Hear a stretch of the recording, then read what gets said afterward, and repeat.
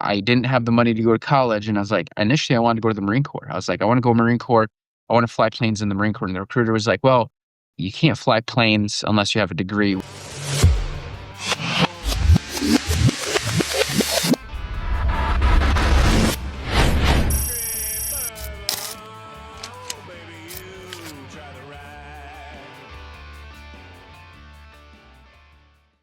Target discrimination. We can't shoot everything.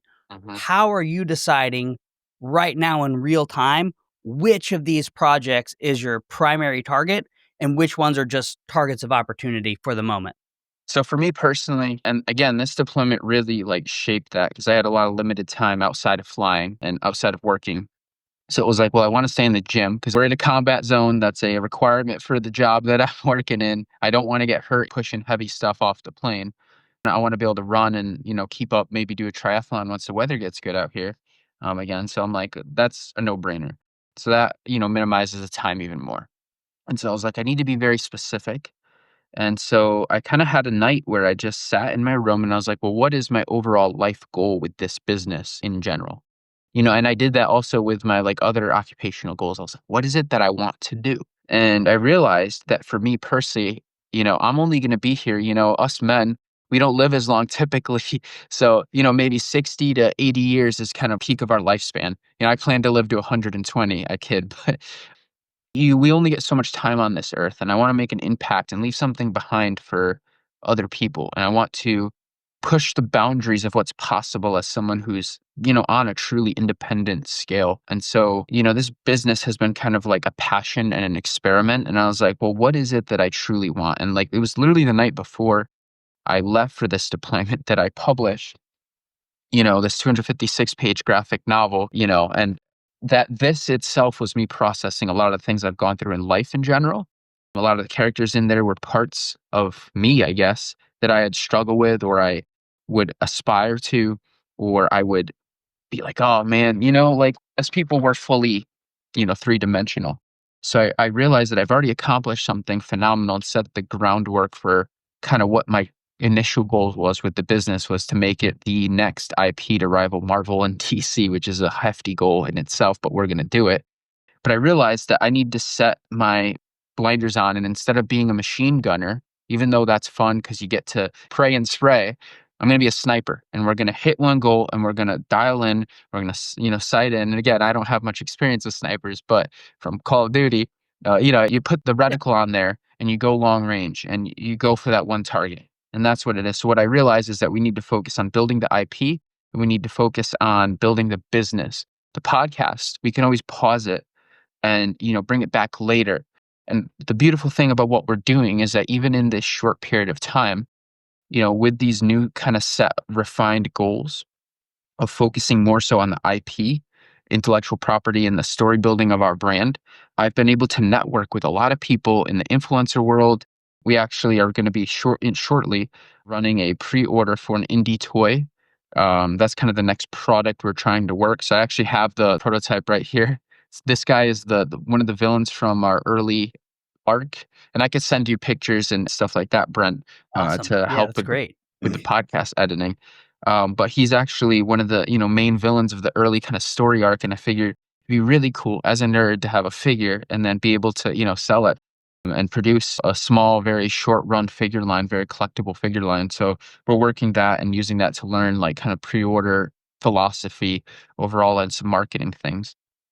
So that was kind of thing I realized IP is the core. IP is everything because you can build out more gymwear, you can build out movies, you can build out, and that's the main goal is to have a large IP with movies and video games and licensing and figurines and all this stuff at the end goal. So we're dialing that in and That's already, that's great. I love the thank you. vision. Thank you. Already what I'm seeing is that by dialing in, one, I'm more effective on that one goal is things are kind of moving forward. We're able to take, okay, I only have an hour a day. These are the three things I need to get done, or the three larger goals. You break those down.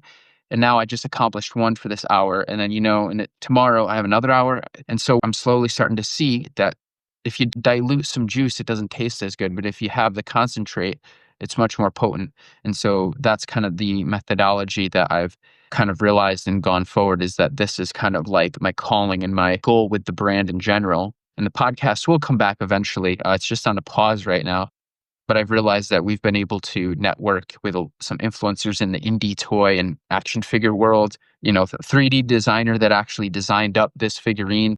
We've been able to build a relationship with him and some other cool people and stuff like that, that we're building, slowly, that eventually could come onto the podcast. You're always welcome as well, Brent. And so, like, the people that you meet in the world and on these goals fit well for a podcast that would tie into a brand. So realizing that, it's like, okay, well, let's take a step back and how can we do this effectively? Hey, that's super great. I love it. The vision is huge. The vision is out there. You're casting it, but you're not just talking about it. You're taking those steps. You're daily putting in the work, and I'm loving it. So every superhero has an origin story, right? Yes. Yes. You're returning from deployment. You've been working on this business for a while, right? You decided, hey, fitness workout's huge in my life. I'm going to start training for all these larger races, taking off these bigger chunks. But that's been like the discipline that you've been putting on the regular basis to make it happen. What would you consider as maybe your radioactive spider bite or that major event in your life that was the turning point for you when you're like, you know what? I'm going to stop just watching comic books and watching these other intellectual properties, and I'm going to start creating my own. So for the creation side, it kind of happened like I was just out of high school. Episode 7 of Star Wars came out. I was disappointed, honestly. Like, it's a good movie, but it's not Star Wars to me.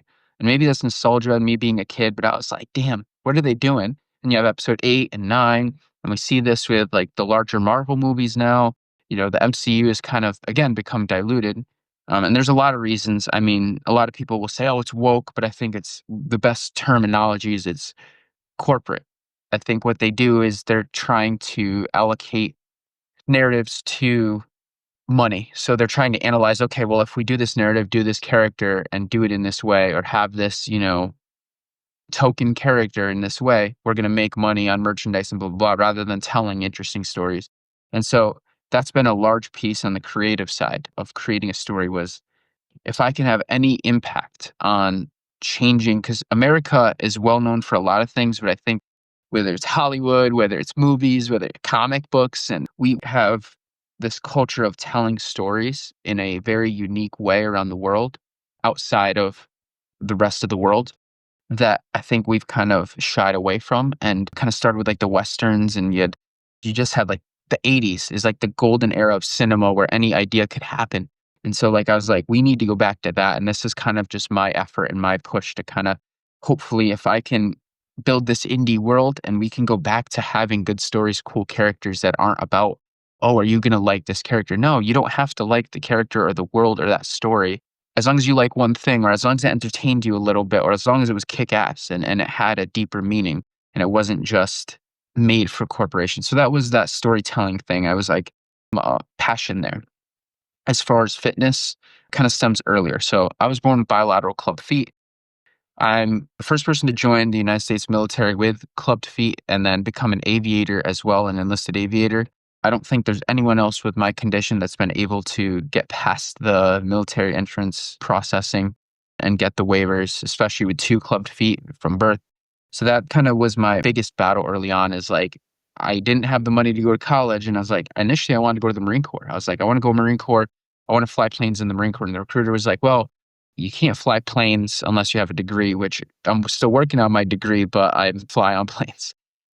That was my biggest battle. It was 4 military entrance process and station visits where you go through the whole physical. It was over like several years. I had 2 Navy Bureau of Medicine waivers denied. I put in a congressional inquiry to see if there's any way to overturn it or be able to submit more documentation stating, hey, I'm a healthy individual. It's just with my club feet. Again, that was denied from the Marine Corps. So I was permanently disqualified from the Marine Corps, like to the point where I reached out to my congressman. So there was no way for that. And so I just kept pursuing. And Army Guard for Connecticut, I put a waiver in. Something, I think they messed up my package for that. So it got denied. And I didn't even know until like months later. The Navy, I was going to try to join and be a corpsman. I can't be a Marine, but I could go and try to be a Greenside corpsman because I wanted to be with the grunts, you know. I wanted to be, you know, kicking it and be with the Marine Corps initially. And so that eventually, like the recruiters, a lot of them didn't even respond. And my buddy who was over in the guard unit that I'm in now, he's like, hey man, he's like, have you thought about going Air Force? And I'm like, oh, the Air Force, they're the weak, they're the Air Force. They don't do nothing. I was like, "They don't do anything at all."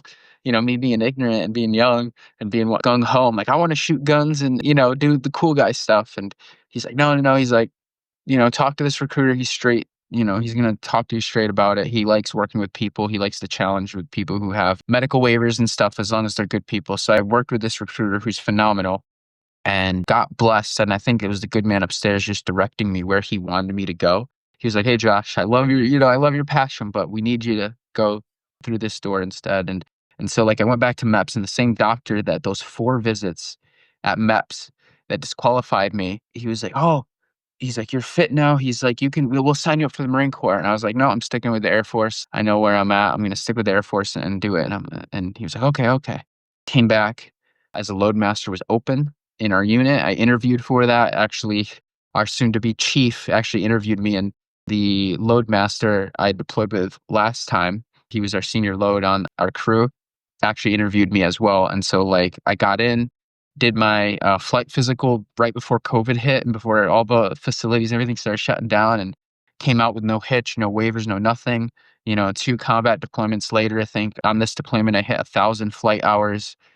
I've the Norwegian foot march 3 times now, but I did a 15 miler and about what, a month ago now, for a ruck march, and 2 triathlons, a half marathon, a full marathon, the High Rocks. I've done all these events and stuff. And so like it's just been this push because I know that there's going to be somebody when I'm old and I'm, you know, I'm the back in my day guy. I'm going to be able to inspire hopefully somebody, you know, saying, "Hey, I was told you're not going to be able to do all this stuff. And then I did all that stuff, you know, and I'm going to keep building on it."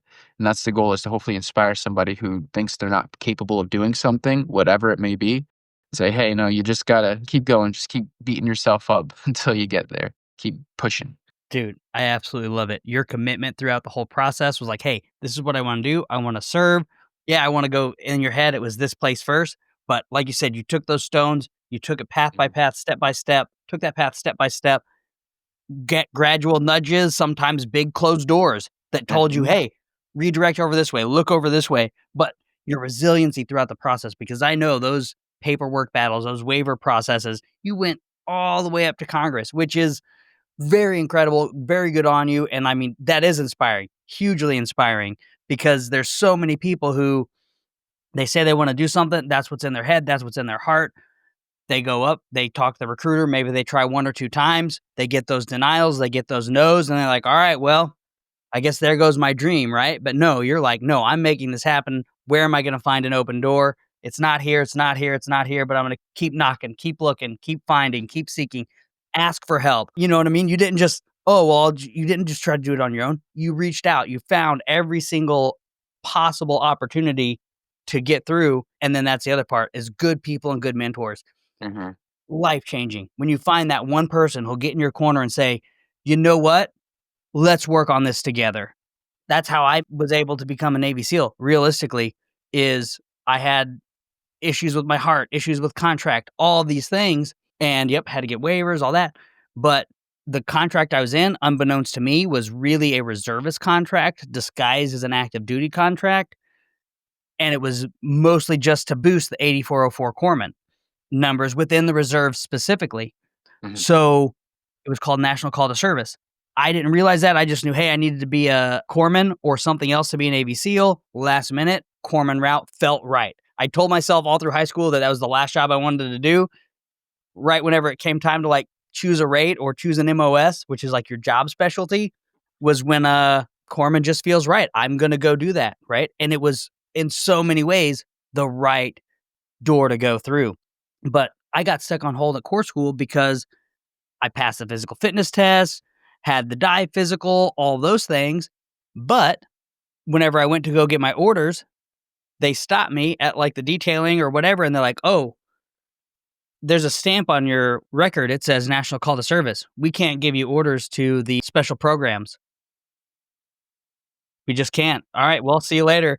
So, like, all right, that was at boot camp, right? So then I went to core school, which was my follow-on command, get the job training, screened again. You know what I mean? Don't take no for an answer. Screened again, pass the physical fitness test, and not just pass, like, I made sure that I was getting as high as I could and, like, pushing myself and you know what I mean? Not Yeah. just meeting the standard and going on, like, no, I'm gonna max myself out on every single physical fitness requirement, right? And get the very best score I can, right? All right. All that happens. Well, there was a cell of the Dive Motivators there, which was like a program that kind of helped people who wanted to go special programs, help them logistically with workouts, with the paperwork, guiding them down the process, right? Well, one of the HMs, colorblind, he always wanted to go into special operations. Great, great guy, super professional, hard charger, served with the Marines, was the all around dude, but he had his barriers. He was having trouble getting through it, but it didn't stop him from fighting just as hard for all those people that were coming up in the ranks after him. And he found a way to get the people who were wanting to go special programs on hold at the command until those orders and things got sorted out. And he even asked the chief of naval operations who came through, Mike Mullen at the time, hey, he came in for a Q&A, like dog and pony, whatever. We were sitting there, and so he's like, yeah, I got a question. What about all these? We know the Navy has this big push for increasing our special programs, be it divers, EOD, Navy. We have a huge body of motivated, passionate sailors right here that are hardworking, they're in shape, and they're stuck because of an administrative rule saying that their contracts won't allow them to go special programs. Is there any way that we can get that fixed so that we can hit your directives of building out these special programs? Chief of Naval Operations, I don't know, but I'll get back to you on that. And I'm thinking, yeah, right. We're not hearing from this guy. But no joke. A few months later, he said, hey, we're going to make a way. We just got to figure out all the legal paperwork and legal stuff, but it's coming down the pipe. So, yes, you fought through a lot. You went through a lot. And it's those things, like you told the story, and I just wanted to kind of like paint that picture a little bit differently from a different angle for the audience, because I think it's such an important point. Don't let your goal die. Don't let your dream die because of a roadblock here and a roadblock there. I talked to Remy Adelecki, and he's talking about Hollywood and how many denials you go through and how many people say no. Just keep pushing. Keep pushing forward on those goals. Keep pushing forward on those dreams. There's going to be resistance. There's going to be obstacles and barriers and challenges, but it's so important to not let those be the deciding factor. You should be the deciding factor. So, Yes. in that vein, right? You've been shaped by all these experiences, right? And now you've got this comic book graphic novel, Mhm. and you've got a hero in the story. So, would you mind describing to us this hero, what he kind of does? What is this hero? What is he made up of? So this hero, he's called the Galactic Wanderer. And if you look at the logo of Cosmic Absolute, there's a specific reason why I chose this kind of 1960s, very vibrant looking astronaut as the main character of our kind of story and universe right now, our cosmos, so to speak, is because one, that's the logo. That's kind of the guy that started it all. But he's the Galactic Wanderer. And why is that? Because he was wandering. And at the time of creating the brand, right, and this was post my first deployment. This was post that very dark mental health where I was kind of rebuilding, and I was like, well, what do I want to build? Well, I want to start a brand. I want to make a gym wear brand. I'm going to make, and so like I was refinding my purpose in a lot of ways. That character, I put a lot of what I was going through and what I was refining myself, redefining myself, refinding myself as into that character. And so, like, the Galactic Wanderer is this guy, and I don't want to spoil it too much, but he's had kind of a crappy, early life, and we can go deep in the lore a little bit, but he kind of lost his way. He's just been kind of wandering the cosmos, doing odd jobs, maybe smuggling a bit. He's got his flying saucer and his artificial intelligence that's kind of in the flying saucer, which we'll see become a character eventually in volume 2. He's got one shot where, at the ending of this comic book that we get to see.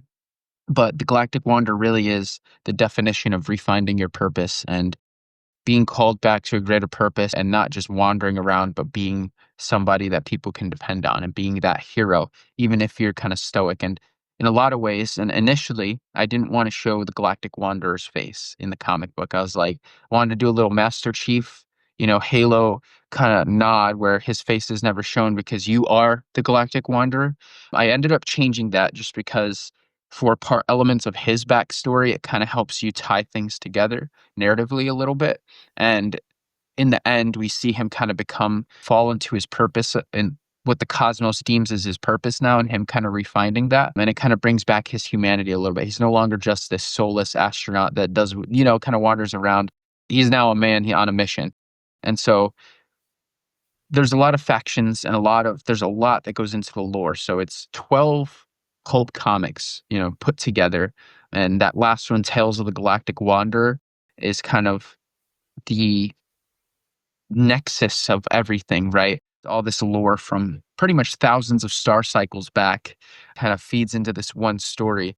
We see the Galactic Wanderer meet up this alien kid named Danish Xenor Jack on a planet that he once used to, he didn't live on, but he was very familiar with because he was in the Galactic Defense Force, or Tartaria, the planet of Tartaria's military. And he was a special operator, called Halo, Spartans and Warhammer Space Marines. And he eventually got out and kind of started wandering after losing his family, which is kind of dark. But on this planet, he refines this kid and saves this kid from what we call the Synthetic Federation. Another implementation of what the Galactic Defense Force tried to do to stop war, stop crime, police the world, police the cosmos without risking their military and their people. And it kind of backfired because it turned into, again, it's an allegory. It's a homage to Skynet and Terminator, kind of turned into a Terminator scenario where, now they oppress the people and really it's just a small pocket of freedom fighters. And we see Danish Xenor Jack and the Galactic Wanderer, and they kind of just explore Tartaria as its dystopian in its wholesomeness at this point. And a Galactic Wanderer is given a mission to basically destroy some computers and stuff like that. And he finds this cosmic shard, which is now going to set him going forward, on this mission to find the other cosmic shards that may or may not be causing some disruptions or some bad stuff. And Danish Xenor Jack, his lineage in the story is told all the way back to that first story in our comic, which is kind of like telling of a chosen one prophecy, saying that there was a chosen one. He appeared, he took down Arcanos, which essentially is a fallen angel. And we've seen the predecessors to him. And we go to King Jack, Sean Jack, which is the prince of the Coqui kingdom, which I'm half Puerto Rican. So Coqui is the tree frog of Puerto Rico. And these are frog-like aliens. And they live very opulently, very royalty. And with King Jack and Sean Jack, there's a few stories. And this is where we get the Supreme Raider, which the little figurine is, that character. And he's the adopted son of King Jack. I haven't really explored too much why he's adopted, why he's orphaned, but I just think it's kind of a cool way to, introduce a different looking kind of character. But he basically there's no reason why. He came from a royal family. He was given everything. He was a talented warrior. He just never would be able to be king because he's not Coqui, and he just wanted to conquer the cosmos, and he's just a bad guy. There's no real sympathy for him. He's a conqueror. I think sometimes villains should just be villains, and makes them more likable in a way. And so that's we see Supreme Raider kind of shape the Galactic Defense Force and how they fight.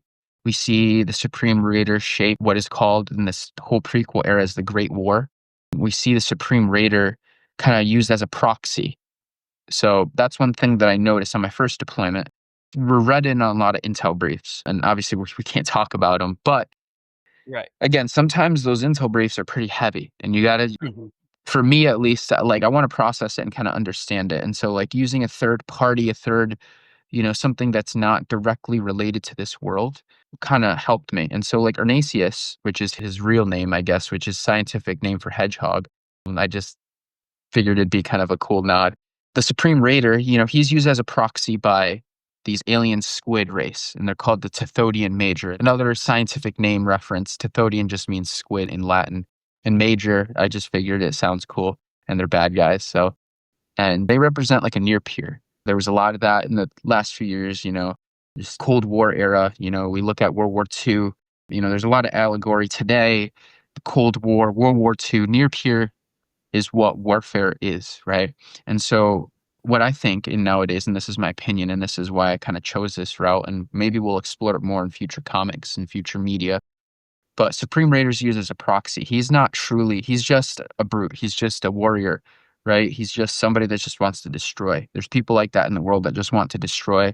A lot of times they don't always have the means to do that on a scale, but there's sometimes other actors who have that finance and have that technology and have that influence that can feed it to those. And that's what kind of we're going to explore with the Supreme Raider a little bit, is that idea of using the Supreme Raider and the Cosmic Marauders, which is a faction in our trading card game, as a proxy.